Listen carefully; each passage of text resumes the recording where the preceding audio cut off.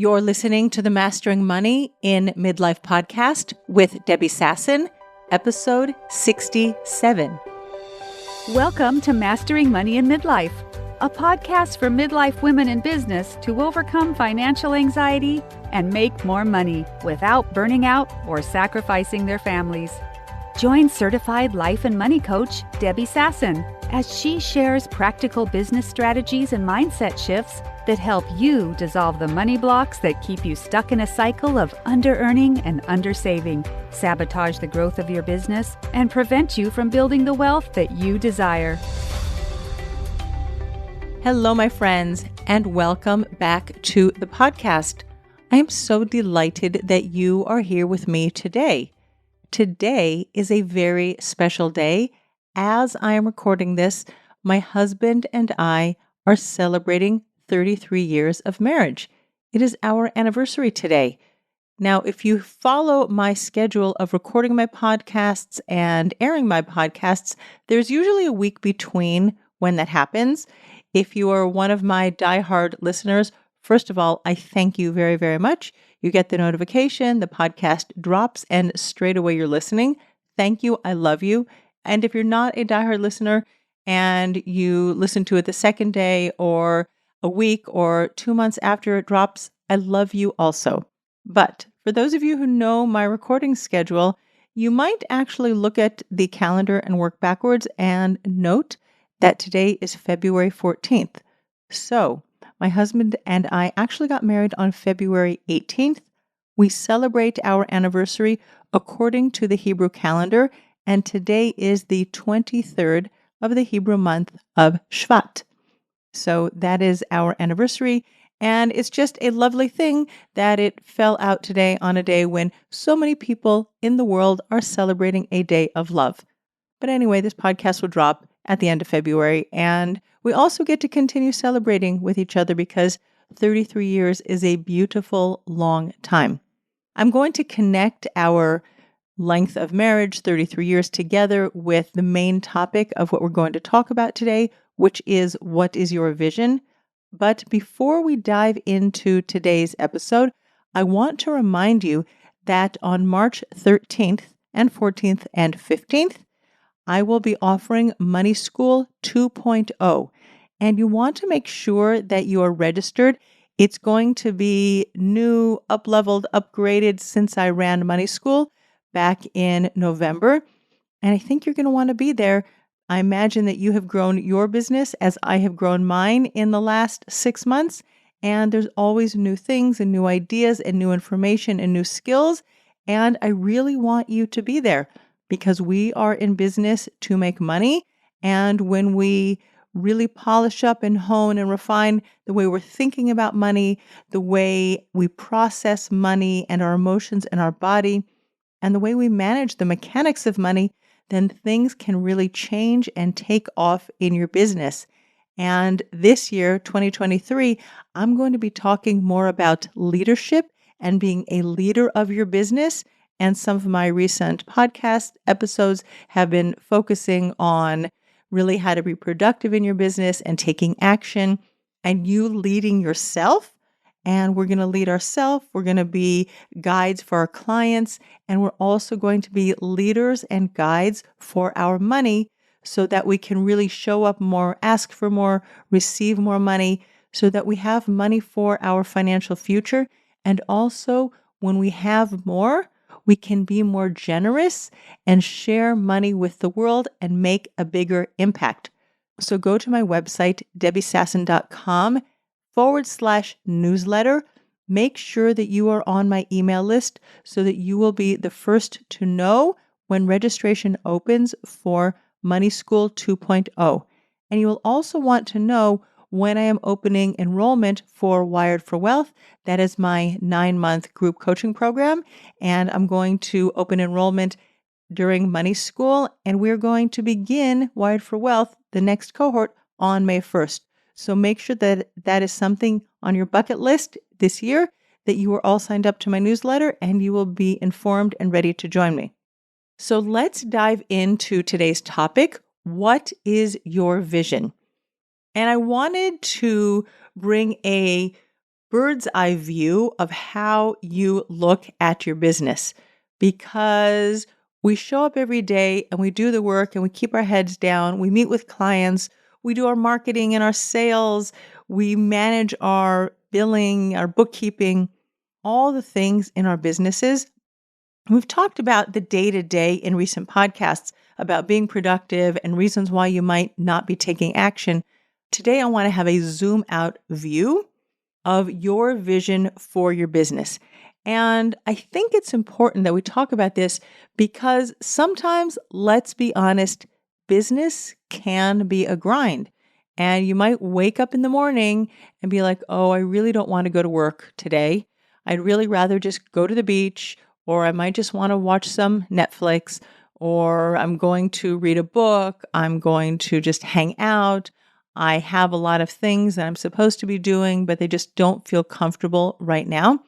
And we can do a lot of mind, management, and that's really important when you're in business. But sometimes we also can approach our business from a different point of view. And that's like, what is the long-term vision that you have for your business? And this is where I'm going to bring in my husband and me being married for 33 years. Now, when you get married to someone, if you are married or if you have been married, right, it's very beautiful and loving, and there's so much excitement, and we have dreams and plans for the future when we get married.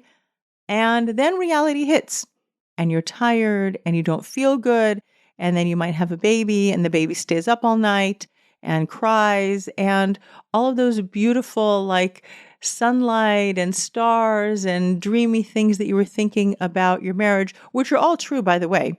They just kind of come in waves between the kids and the diapers and the school and the homework and the shopping and the laundry, right? And we have to keep reminding ourselves sometimes why we decided to get married with this person in the first place.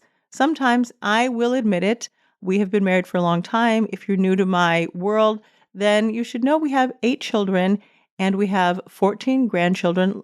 Thank God, really, I'm so blessed.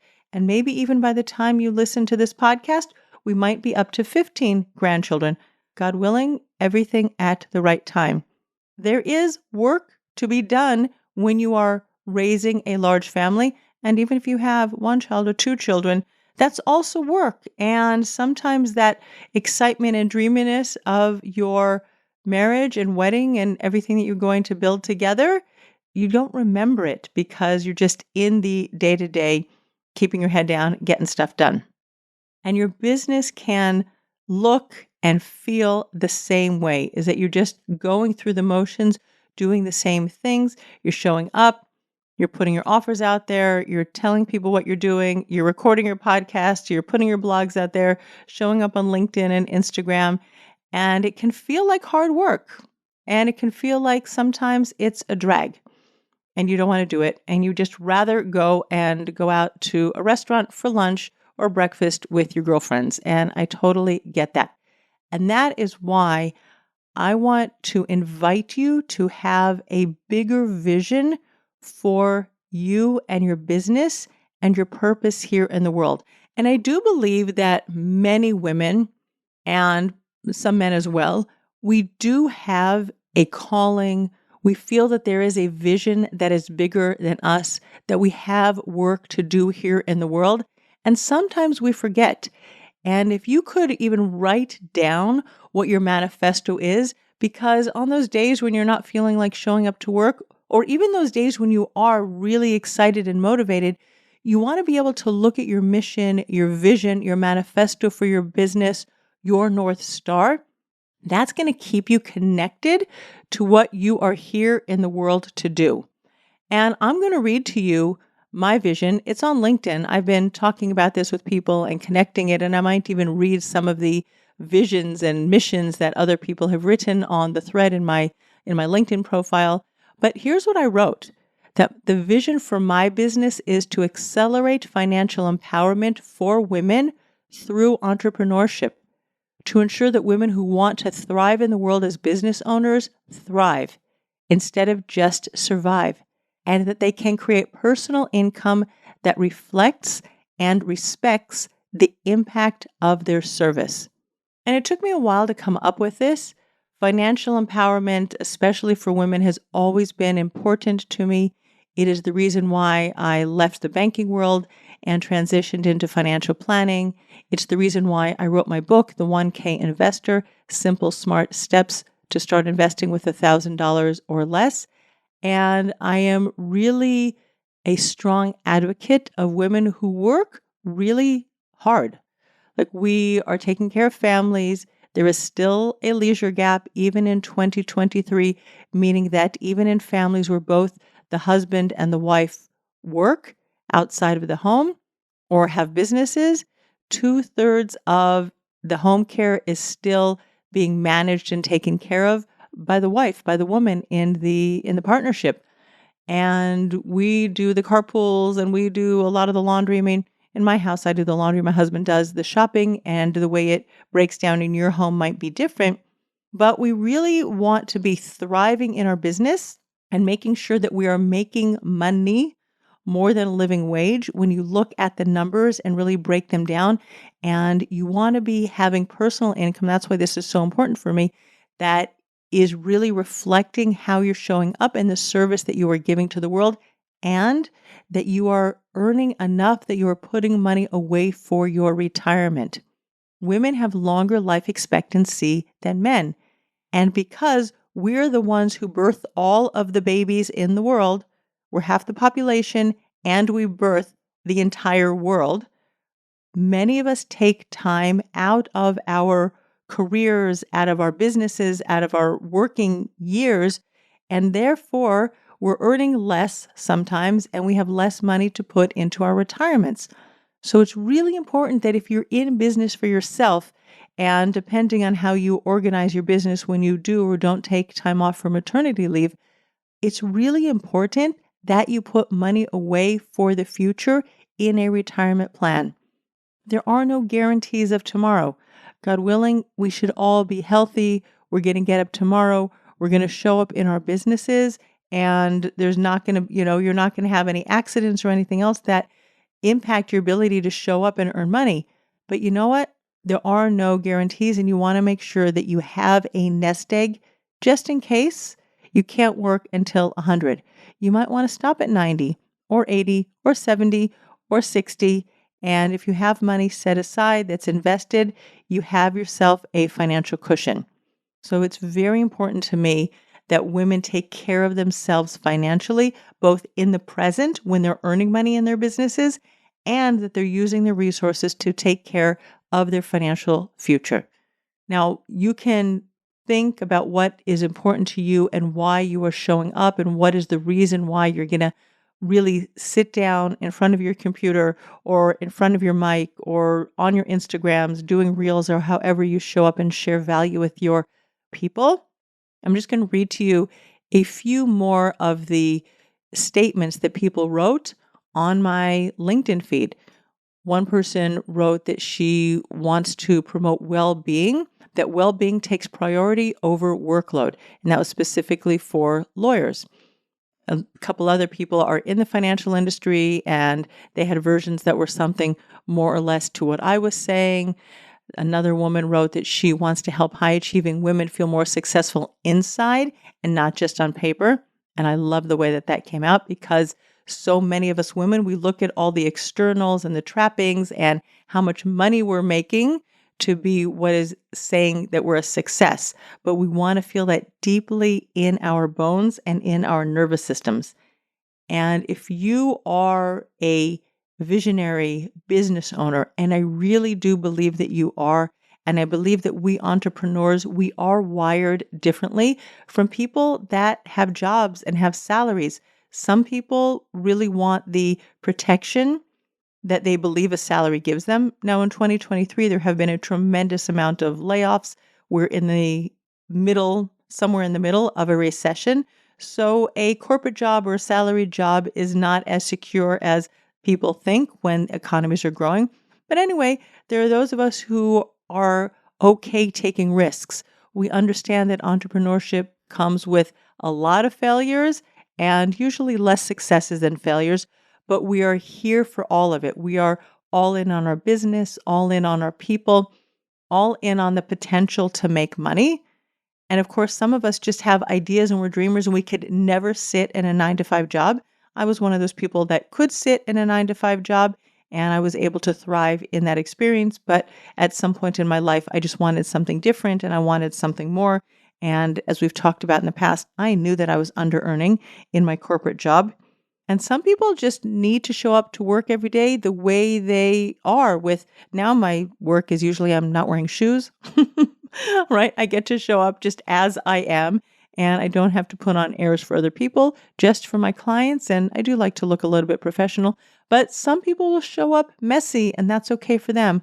Some women, and I love this, and I think it's something that changed during Corona.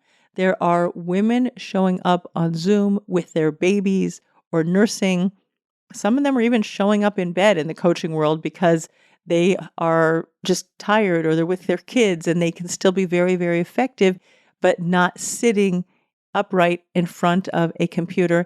And that I think is a fabulous development for women and financial empowerment for women. And it's beautiful in 2023 that we can create business on our terms, that we don't have to follow anybody else's rules. We can figure it out and do it our way. Now let's go back to the 33 years that my husband and I have been married. In the beginning, we got married and we sort of had a vision that we were going to have a family.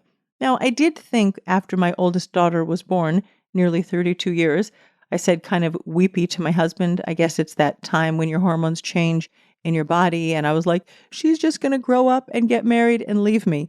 And indeed, thank God that is what she did. And now I have 3 beautiful grandchildren from her growing up, getting married, and leaving me. And guess what? She came back with her husband and with the beautiful grandchildren. That was not part of the vision that I could see for my life when my husband and I first got married. Your vision can expand over time. The vision for your business can grow, it can pivot. Like my vision was once in financial planning and helping women with their investments. And then I pivoted, still financial empowerment, but I took it to entrepreneurship where I just saw so much potential for growth and income earning for my people and for my audience. So you can also allow your vision not to be a static thing. It can grow and expand and it can weave kind of maybe like a river. It can change and be malleable over time. So whatever it is today, it doesn't have to be your 33-year vision or your 53-year vision, but it is something that is going to guide you when you get up in the morning, especially on those days where you would just rather not show up, or if you had some failures, you're feeling disappointed or discouraged, and you might call it your why, but I think it's just more empowering for me to call it my vision. This is what I am creating in the world. And the last point that I want to add is that with your vision and me with my vision, we are part of a bigger conversation. We're not the only ones who are doing what we're doing. There are many women and men who are talking about financial empowerment for women, and I get to be one piece of that conversation. I don't have to monopolize or be the entire conversation, but other people can do it their way. I get to do it my way.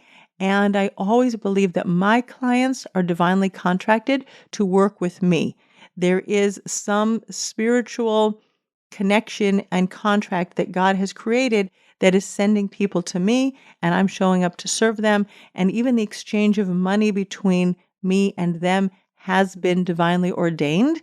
And that also keeps me in my enoughness and me in my sufficiency, that I am being taken care of. And then the only thing, I know it sounds like small, the only thing, but really it's a big thing. But the only thing is I just have to show up and keep showing up in service of my people. And you and your vision, you are a piece of the global conversation that is happening in your area, in the work that you do. And I invite you to keep showing up and doing your work and serving your people and making money and having it, receiving it, having it, just enjoying the having of it, and then investing it for your future and sharing it and making a bigger impact in the world. All right, my friends, that is what I have for you today. I'm going to remind you again to sign up for Money School 2.0.